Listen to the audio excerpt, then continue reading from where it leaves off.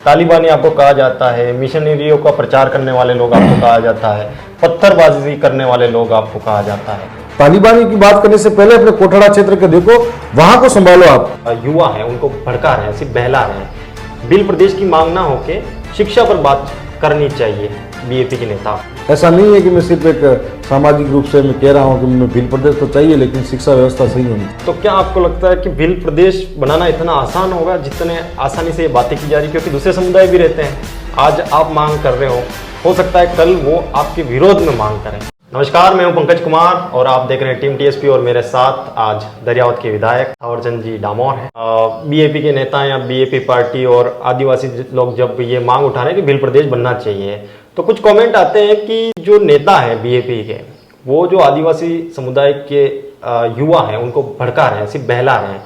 Bill प्रदेश की मांग ना होके शिक्षा पर बात करनी चाहिए बीएपी के नेता को। मैं ये बताना चाहूंगा, इसी सदन के अंदर खड़ा होकर मैंने बिल प्रदेश की मांग भी करी, इसी सदन में खड़ा होकर मैंने नौजवानों के छात्रवृत्ति की मांग भी करी, इसी सदन से मैंने स्कूलों की स्थिति अवगत कराई, इसी सदन से मैंने कॉलेज की मांगे भी करी, इसी सदन में खड़ा होकर मैंने स्कूलों के जर्जर हालात, और इसी सदन में खड़ा होकर मैंने शिक्षकों के जो कर्मोन्नत करवाने की समस्या है, जो यहाँ पर नर्सिंग कर रहे हैं उनकी समस्या है, तमाम वर्ग जो यहाँ पर खाना बनाने वाले रसोई में है, स्कूलों के अंदर आंगनबाड़ी में, उनकी समस्या वो भी सदन के पटल पर रखी है। ऐसा नहीं है कि मैं सिर्फ एक सामाजिक रूप से मैं कह रहा हूँ कि मैं बिल प्रदेश तो चाहिए, लेकिन शिक्षा व्यवस्था सही होनी चाहिए। हम चाह इसलिए रहे बिल प्रदेश की हमारी व्यवस्था सुदृढ़ हो, संविधान में मिले हुए अधिकार हमारे धरातल पर लगू। हाँ, बिल प्रदेश से क्या फायदा होगा, वही पूछ रहा हूँ। बिल प्रदेश क्यों बनना चाहिए और आपको क्या लगता है क्या फायदा होगा उससे? सबसे पहले तो आज आप देख रहे हो बिल प्रदेश एक सेपरेट स्टेट बनता है, तो सबसे खास बात यह है कि आदिवासियों के जल जंगल जमीन सुरक्षित रहेगा,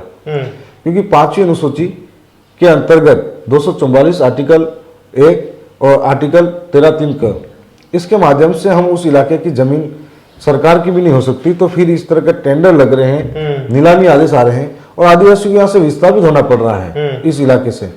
लेकिन सरकारें दोनों कान पर इधर से पकड़ो या इधर से पकड़ो एक जैसी हैं, उनको आदिवासी की जिंदगी की कोई कीमत महसूस नहीं होती है।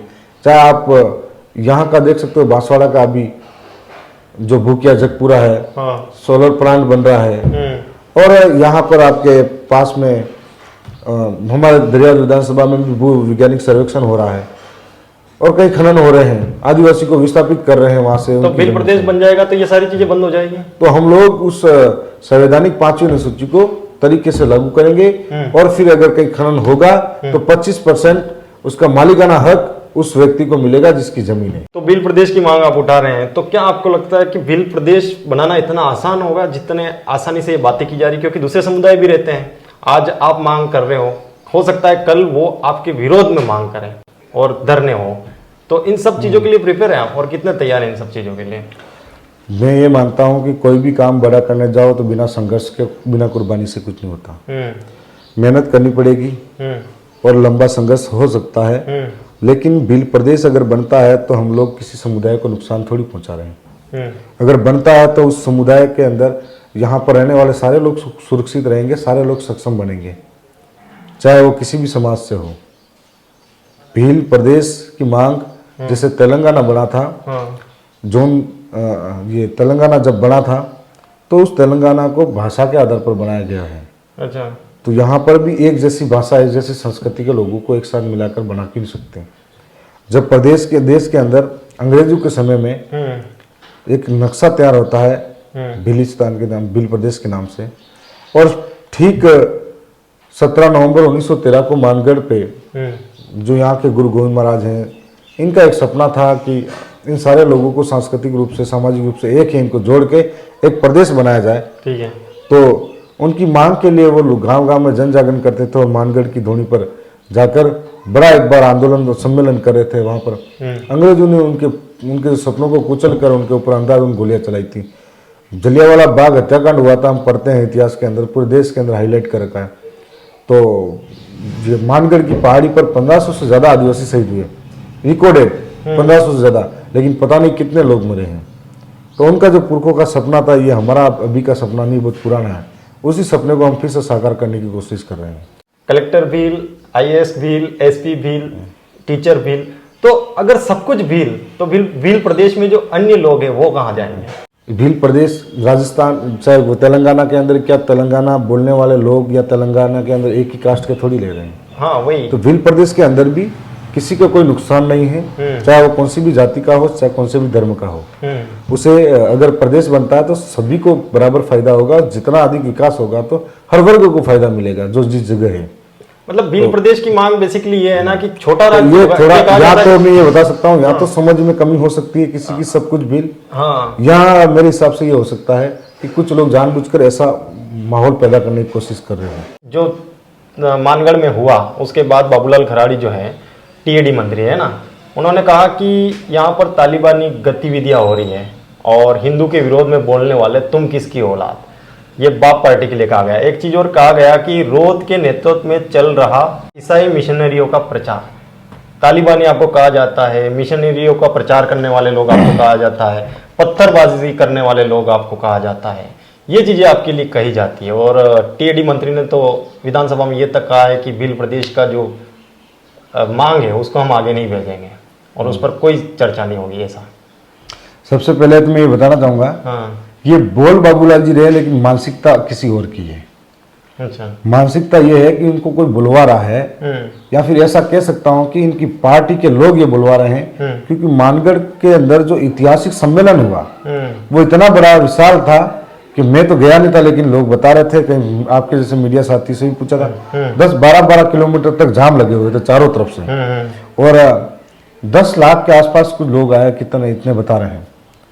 तो इनका धरातल भी खिसक गया, इनकी जमीन खिसक गई। अब उनके पास कोई बीजेपी की तरफ कोई मुंह घुमाने को तैयार नहीं है, तो घबरा के बरगलने वाले बयान दे रहे हैं और हताश परेशान हैं। साथ में ये बताना चाहूंगा कि बाबूलाल जी के थोड़े दिन पहले एक बार में खबर आई कि झाड़ोल के कोटड़ा, जो बाबूलाल जी की विधानसभा है मंत्री जी के, वहां से 3 महीने के 6 महीने के 6 महीने के 8 दिन के बच्चों को बेचा जा रहा है दिल्ली तक। उससे पहले भी आपने खबरें लगातार देखी होगी कि जिस प्रकार से यहाँ की बहन बेटी को गुजरात में बेचा जा रहा है। ठीक है। वही बाबूलाल जी 5 बार विधायक रहे और इस बार मंत्री हैं। हाँ। उनके क्षेत्र की ये स्थिति है। कौन चाहता है अपने कलेजे के टुकड़े को, कौन चाहता है कि अपनी औलाद को मैं किसी और के हवाले करूं या बेचूं, लेकिन दिल पे पत्थर रख के वो बेच देता है। किस लिए बेचता है? 2 वक्त की रोटी के लिए।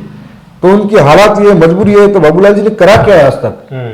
क्यों नहीं बोलते कि मेरे क्षेत्र के अंदर, आज मैं कोटड़ा के अंदर उस इलाके में गया हूं जहां पर चुनाव के दौरान तो ऐसी स्थिति भी देखी है मैंने। वहां पर पानी की सुविधा नहीं है, लोग तरसते हैं। वहां पर मूलभूत सुविधा ठीक है, वहां सड़कें नहीं है, वहां बिजली की व्यवस्था नहीं है, वहां पर स्कूलों के हालात ऐसे हैं कि कौन कब मौत के लिए नीचे आ जाए कोई भरोसा नहीं है। और यहाँ पर सिर्फ हिंदू मुस्लिम की बात करेंगे, तालिबानी की बात करेंगे। तालिबानी की बात करने से पहले अपने कोटड़ा क्षेत्र के देखो, वहां को संभालो आप कि उसकी स्थिति क्या है। रही बात आपको मंत्री बनाया, दोबारा अवसर मिला नहीं मिला, उससे पहले कम से कम उस इलाके को तो सुधारो। और साथ में कहूंगा, सदन के अंदर इन्होंने कहा ये तो अभी बड़े हैं विधायक, लेकिन इससे पूर्व मध्य प्रदेश के अंदर भाजपा के ही सरकार में वहां के जनजाति मंत्री कांतिलाल भूरिया जी कहते हैं कि भील प्रदेश की मांग जायज है। और इस राजस्थान के अंदर इनसे पूर्व में 2 से 3 बार मंत्री बने नंदलाल जी मीणा, उन्होंने ये कहा है कि भील प्रदेश की मांग सबसे पहले उन्होंने भी राजस्थान के उठाई है। तो मंत्री जी कौन होते हैं ये सब कहने वाले? तो इसका विरोध करते हैं। इनके पार्टी के वरिष्ठ लोग, वरिष्ठ जो इनसे कल से इनसे ज्यादा तरीके से इस समाज को देके गए, इस क्षेत्र को देके गए, वो उन्होंने समर्थन किया है, ये कौन होते हैं? और जब बात यह आती है कि उन्होंने कहा कि तालिबानी है, इस तरह से इसे मशीनें चल रही है, तो 1931 की जनगणना के अंदर आदिवासियों की स्थिति क्या थी और 1951 तक क्या स्थिति थी, और 51 के बाद में आपको किस में डाला गया? यदि ये बताए बाबूलाल जी के 2 पत्नियां और 8 बच्चे हैं, तो क्या ये हिंदू विवाह अधिनियम के अंदर आते हैं? अगर आते हैं तो बाबूलाल जी उसके अंदर शामिल हो, और नहीं आते हैं तो ये बोलने का हक नहीं है कि आप हिंदू हो या नहीं हो। और मैं बताता हूं, आदिवासियों के अंदर हिंदू विवाह अधिनियम को लागू नहीं है, और आदिवासियों के अंदर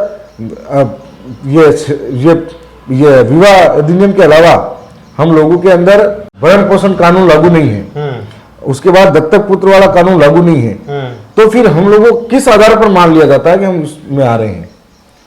ये बात अलग है कि सारे धर्मों की हम आदर और सम्मान करते हैं, लेकिन हम जो जिस विचार को मानते हैं वो हमारी मर्जी। कौन हो सकता है हमको जबरदस्ती? जो आदिवासी ईसाई भी बने हैं, आदिवासी हिंदू भी बने, आदिवासी मुस्लिम बने, उनको अलग करो। गणेश गोगोरा जी ने विधानसभा में एक स्टेटमेंट दिया। उन्होंने कहा कि महुआ की जो शराब है वो आदिवासी को 8 लीटर या ऐसा कुछ समारोह में रखने की इजाजत दी जाए।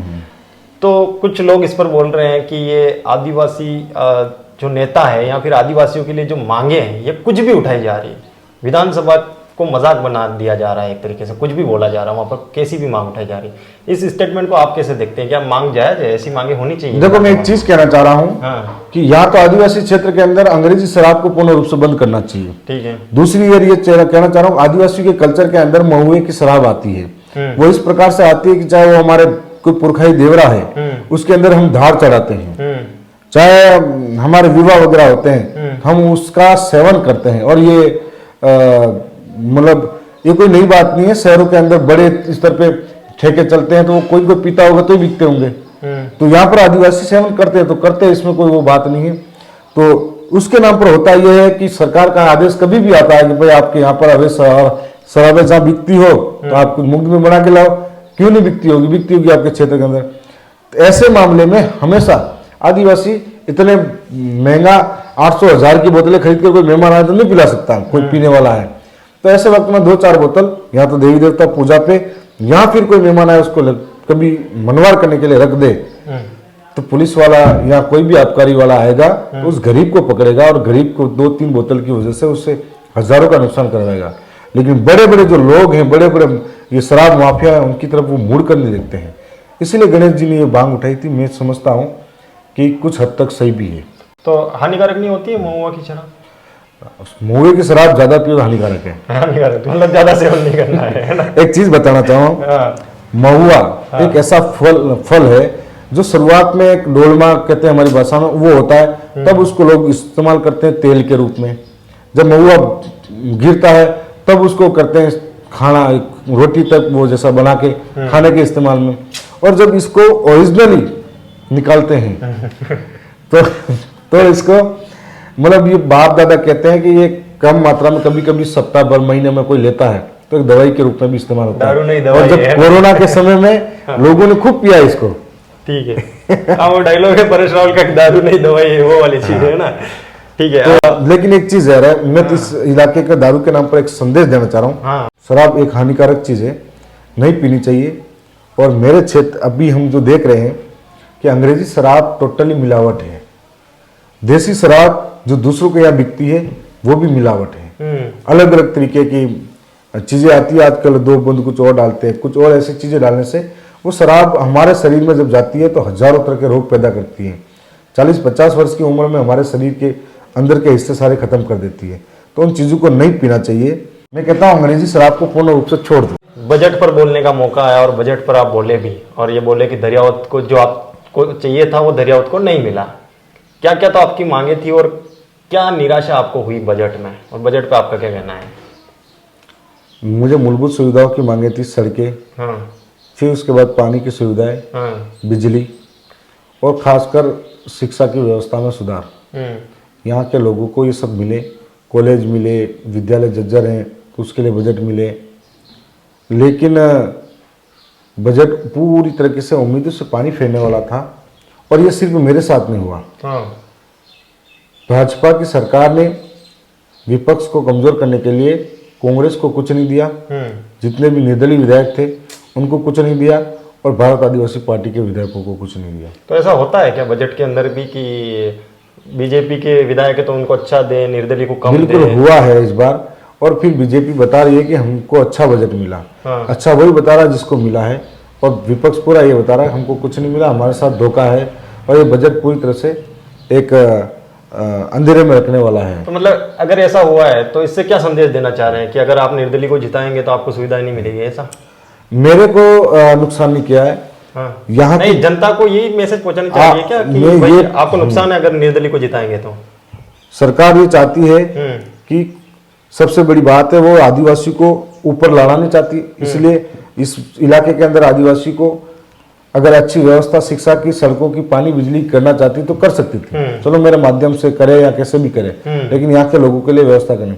सरकार आदिवासी के हित में चाहती नहीं कि आदिवासी आगे आए। यहाँ के जो लोग हैं ट्राइबल क्षेत्र के अंदर जो किस हालात में रह रहे हैं, कैसे रह रहे हैं, इनके लिए कोई बेहतर प्रावधान हो। इसलिए अगर मुझे नहीं दिया तो कोई बात नहीं, सरकार उनके नाम से कुछ देती, मेरे विधानसभा क्षेत्र के लोगों से थोड़ी दुश्मनी है। चलिए, यही बात बाड़मेर के विधायक ने बोली, नरेंद्र सिंह भाटी ने, आपके जस्ट पीछे बैठते हैं, और भील प्रदेश में बाड़मेर को भी बताया गया है कि बाड़मेर को भी लेने वाला है। इस बारे में चर्चा हुई रविंद्र सिंह भाटी से कि भाई रविंद्र सिंह भाटी ने चर्चा करी बाड़मेर को लेके या भील प्रदेश को लेके, या क्या कुछ चर्चा हुई रविंद्र सिंह भाटी के साथ? नहीं, इस बारे में नहीं होती। बाड़मेर का कुछ आंशिक इलाका है जहाँ पर गुजरात से टच है। हाँ। तो वहाँ कुछ इलाका ऐसा है जो चाहते हैं लोग कि इस इलाके में रहे। अच्छा। और भाटी जी से ज़्यादा मेरी चर्चा नहीं होती। कभी वो बोलते हैं उनके मुद्दों पर, मैं मेरे मुद्दों पे। जब एक दूसरे के मुद्दों पर हम अच्छा बोलते हैं तो एक दूसरे की तारीफ करते हैं। रतनपुर बॉर्डर का भी आपने मुद्दा उठाया विधानसभा में, वो क्या मुद्दा है? हाँ, रतनपुर बॉर्डर पे अक्सर मेरे नौजवान युवा साथी जो बहुत सारे इस इलाके पे यहाँ से पलायन करते हैं मजदूरी के लिए, अहमदाबाद है, बम्बई है, तो इस इलाके से सबसे ज़्यादा जाते हैं। और उनकी स्थिति मैं जानता हूँ, जब वहाँ से कमा के लाते हैं, जब वापस जाते हैं तब यहाँ तक फ़ोन तक गिरवी रखना पड़ता है उनको किराए के लिए, या बाइक गिरवी रखते हैं, कैसे तैसे पैसा इकट्ठा करना पड़ता है, फिर वहाँ जाते हैं। जब वापस आते हैं तो साधन ही नहीं है हमारे इलाके में आने के लिए। ऐसे वक्त में वो लोग ये सोचते हैं हम पैसा बचाएं और गाँव से गाड़ी बुलाएं, तो 10-15 मिलकर गाड़ी को बुलाते हैं किराए पे। वहाँ से जब गाड़ी आती है तो रतनपुर बॉर्डर पे मैं पिछले 2-2.5 साल से देख रहा हूँ, आरटीओ और डीटीओ द्वारा इतनी लूट मचा रखी है कि किसी भी गाड़ी पकड़ी तो इसको रोका, छोटे से कागज के लिए भी उसके साथ इतने भारी चालान बनाएंगे, 1 लाख के, 50,000 के। जो इतना बड़ा होता है? इतना बड़ा होता है, तभी मैंने वहाँ सदन तक ये बात पहुँचाई। और ये इतना बड़ा काम होता है तो सोचने वाली बात है कि जो आदमी बेचारा खेत गिरवे रख के या कुछ गिरवे रख के या फिर पैसे ब्याज में लाके कोई साधन लाता है और अचानक से वहां पर पकड़ के 1 लाख 1.5 लाख रुपए वसूले जाते हैं, तो साधन की भरपाई कब करेगा और उसकी भरपाई कब करेगा? उसका तो खत्म ही हो गया। इसलिए ये हमेशा होता रहता है। अच्छा, एक सोशल इशू मैं आपके माध्यम से और इस वीडियो के माध्यम से भी लोगों तक पहुंचाना चाह रहा हूँ। सिर्फ आपकी विधानसभा में या मेरी विधानसभा में या राजस्थान में नहीं, पूरे भारत में एक बहुत तगड़ा वायरस फैलता जा रहा है। मोबाइल तो है ही, और मोबाइल के साथ साथ एप्स, बेटिंग एप्स, बच्चे उनके आदी हो रहे हैं और लगातार गेम खेलते जा रहे हैं और पैसे डाल डाल के गेम खेल रहे हैं, मतलब बेट लगा रहे हैं, सट्टा लगा रहे हैं, और कई लोग इसमें बर्बाद हो रहे हैं। तो एक तो ये कि नहीं खेलना चाहिए, ये तो चीज़ है ही सही, लेकिन इस चीज़ को क्या विधानसभा तक पहुंचाएंगे और ऊपर तक मतलब हाईलाइट हो जाए इशू? और नरेंद्र मोदी जी अगर टिकटॉक जैसी ऐप को बैन कर सकते हैं तो क्या बेटिंग एप्स को बैन नहीं किया जा सकता? बैन किया जा सकता है। हाँ। और इसके इतने घातक परिणाम सामने आ रहे हैं। मतलब पैसे कमाने लोग आनंद ले रहे हुए और गरीब लोग इसमें पढ़ के अमीर बनने की सोच रहे हैं ना, सोच है उनकी बिना काम की। तो मैं ये कहना चाहता हूँ कि बिना मेहनत के कुछ मिलता नहीं है, बिल्कुल बिना संघर्ष के कुछ मिलता नहीं है। और मेरे जितने भी नौजवान हैं ये इच्छा रखते हैं कि मैं रातों रात करोड़पति बन जाऊं, ये कभी सबके हिस्से में नहीं होता। बाई चांस कोई ऐसा लक हो सकता है, लेकिन इस लत में पड़ने के बाद में घर परिवार तक बर्बाद हो जाता है। मेरा नौजवानों से यही है कि आप संघर्ष करो, मेहनत करो। मेहनत और संघर्ष का पैसा, वो कमाई का पैसा, उसमें सुकून भी मिलता है और उसमें गर्व भी महसूस होता है और लोगों को भी अच्छा लगता है कि कुछ करके कमाया है। आप दिनों दिन, मैंने कई ऐसे नौजवानों की हालात देखी जिसने अपने प्लॉट तक बेचे, अपने घर तक बेचे, घर में चोरी तक करी है। उस आदत लगती है, ऐसी लत से दूर रहे तो अपने परिवार और घर परिवार को सुख कर सकते हैं। आज की तारीख में क्रिकेट से लगाकर हर चीज में अनाप शनाप पैसा जो लगा रहे हैं। हाँ। तो मैं मानता हूँ कि चाहता तो मैं भी विधायक बन के 2-3 ऐप डाउनलोड कर लूँ, मैं भी लगा लूँ, पर मैं नहीं लगाता हूँ कि बेकार चीजें एक दिन बर्बाद हो जाता है आदमी। नहीं तो ये कि इस चीज को अगर कभी मौका मिला, ऐसा टॉपिक आया तो विधानसभा में उठाने की कोशिश करेंगे आप? जरूर उठाऊंगा। आपने कहा आज तो जरूर उठाऊंगा।